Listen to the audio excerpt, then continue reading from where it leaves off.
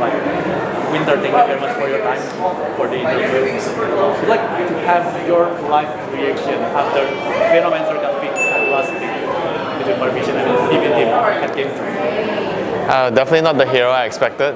Very greedy, not a meta hero. I mean, DM is a specialist on the hero, so if somebody's gonna make this hero work, it's him. You know, he loves playing this hero from his pubs here. Was it Group A? I think it was Group A, right? If I'm not wrong, the one without the one with Boom was Group A, right? Yeah, without Liquid, without Bangkok, without. Yeah, Group A is definitely the harder one.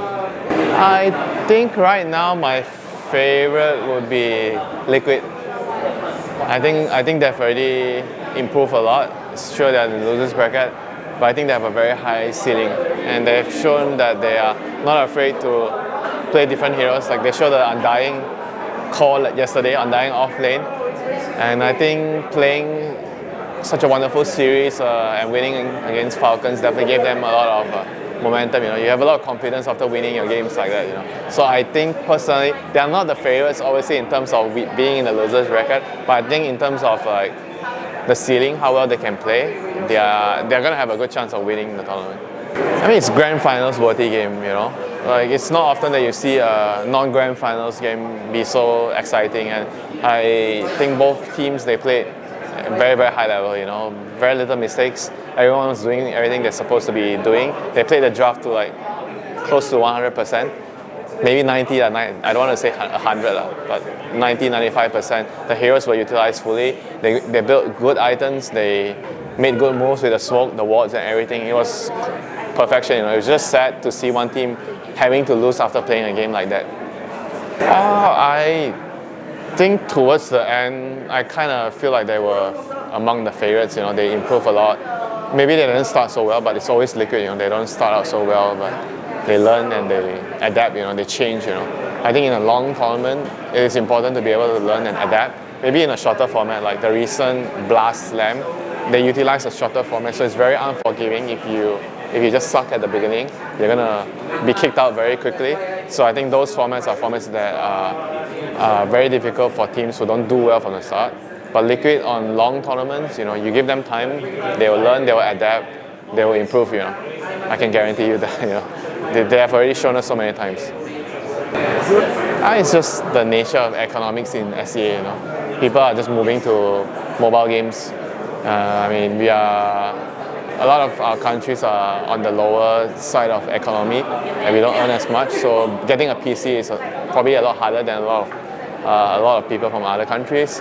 So a lot of them move to mobile games. It's easier, it's more convenient, and unfortunately Dota also has a very high learning curve. You know? It's not very welcoming for newcomers. You know? So people kind of have a hard time learning and they just run away, you know, just turn away. You know? They try a couple of games, it's difficult, they just try something else. You know, that's the unfortunate thing about Dota. You know? Even though the game is beautiful, but it's very difficult to learn.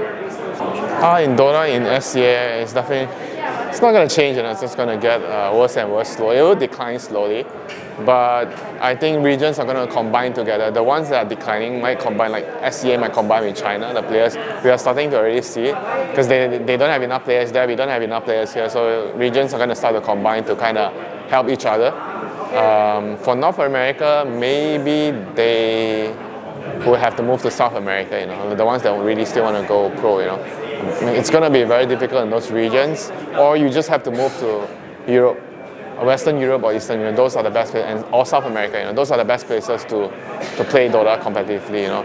There's a lot of player pool, there are a lot of teams, there are a lot of sponsors, there's a lot of room to grow there, you know. So if you want to pursue a pro career in Dota, you have to go there.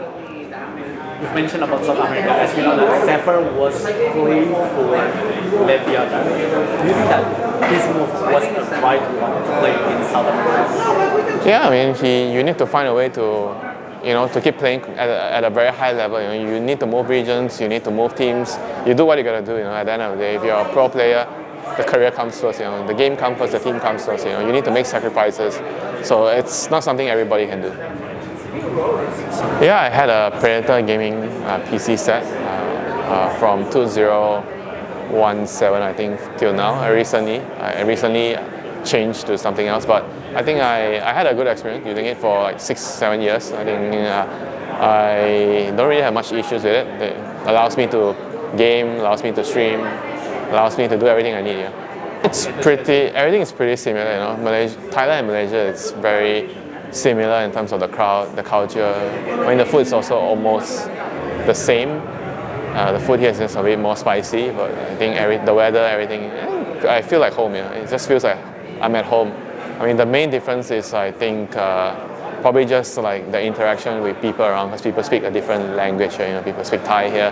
I don't really understand much Thai, so that's probably the biggest difference. I think everything else is very similar. I think the economy probably should be changed. You know, the goal formula, XP formula, but then again, I feel like right now we are in a very good spot. Not everyone will agree, but I think we are in a very good spot right now as a sweet spot at competitive level to keep things interesting.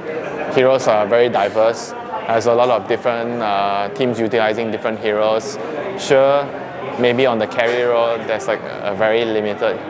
That's like maybe 5 optimal heroes, 5 to 6 optimal heroes, but you can't have everything. I think overall the game is in a very good place, and I hope that it kind of doesn't move away too far for me. You know? I think the game is very interesting to watch as a spectator now. Yeah, there's a lot of very good games, comebacks. You know, there's a lot of there's a lot of really good team fights, and I like it where it is. So if I have to change something, maybe just slight changes to OP heroes. You need to do small patches to tone certain things down.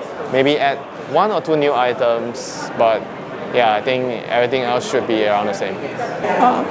It's also probably difficult to say though. I think it's very hard because honestly there's just too many people right now. Too few jobs, but too many people looking for the job. So it's very hard to break into it. I mean, if you're really exceptionally good, sure. But I mean, the scene has been very similar, you know, in terms of talent, people working the scene for the last couple of years. So I don't foresee any new people coming in. And if they are, it's also going to take like a long time, and it might not, it might not be so stable. You know, it might not be so safe. You know, for someone who wants to come in, you need to work, and you don't know what will happen in the next couple of years. So it's very uncertain. It is a pleasure to talk with you. Thank you very much for your time, and good luck for your next. Thank you.